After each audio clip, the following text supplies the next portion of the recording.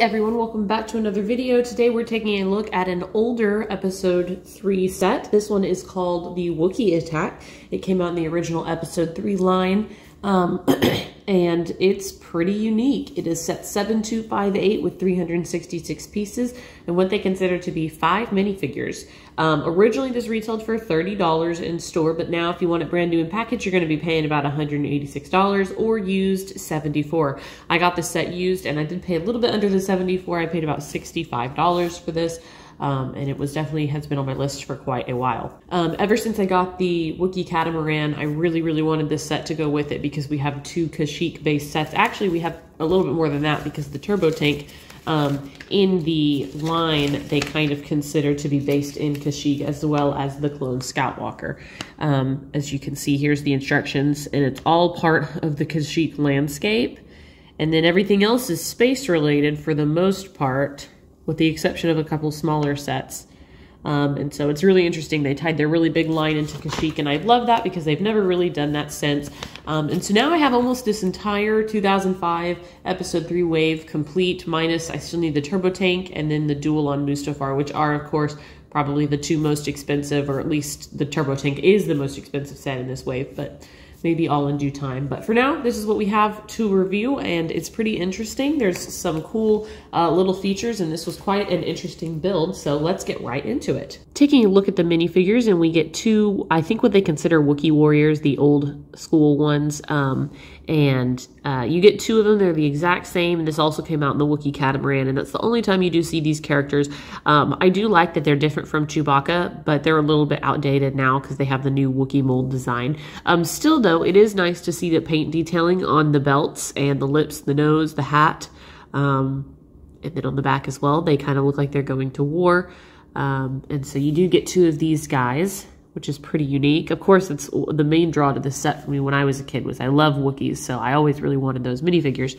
Then we also get 2 battle droids, which are nothing new, but 2 more for the count. And then what they considered the 5th minifigure is this spider droid here, which I personally don't consider a minifigure, but they did. And it's quite an interesting build. I actually find it to be a really awkward build, the way that the legs are done. If you can kind of tell, like looking face up, it's just a little bit weird. I mean, it passes fine. It just, I don't know, it's a little bit strange. I do like this dome though, how it has kind of got these like little geometric shapes all on the top. It looks pretty cool there.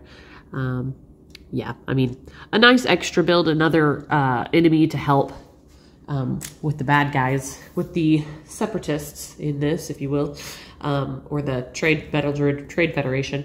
And then we also get this Wookiee, I don't know what they call it, but it's like a little gunship that flies. You see it in the movie, and it holds 2 Wookiees, and it has a couple things that move around. These move out, and you can kind of put this into, I guess, what Lego would consider an attack mode or something. That's at least how it advertised it. And then, of course, the gunner can move side to side, which is pretty cool, and then the other one sits and drives. I'll put the Wookiees in here so you can see what that looks like. And then these parts, some of these parts do come off pretty easy just because the structures back in 2005 weren't super sturdy, but you can tilt that up, and then to get the other Wookiee inside, you can tilt this section up here. So I'll put the Wookiees in. So here we are, and I think it looks pretty good. The roof of this thing really touches this Wookiee's head. And then also this can unclip super easy. They did it so that it could like rotate, but I don't like the unsturdiness of it. So he can be firing in the background, which is pretty cool. There weren't any flick fires at this time, unfortunately. So you just have to use your imagination. And there is this landing gear. And I must say, without this back landing gear up, the thing is too top heavy. So it falls to the back. So you do have to have this piece of landing gear up all the time in display if you want it to be sitting upright. So there is that. But it's a pretty cool little unique design. I mean, I can see getting a couple of these and kind of arming, not now, they're kind of not feasible to get now. But back in the day when these came out, if you picked up a couple, you could kind of have a Battle of Kashyyyk of sorts. And then the coolest part of this set to me is the tank here. We have had other versions of this tank since, but this is the only one that comes in these unique colors, and I really like it for that. We have the normal tank chain And it doesn't roll very good over this table just because it is so smooth, but it does roll. I think it could have benefited from another wheel on the top here to make it a little bit more smooth, but it is what it is. We have some cool, really heavy blasters here up front on both sides. Of course, they don't do anything. We have these two weird antenna things. Perhaps they are targeting devices. That's kind of what I imagine them to be.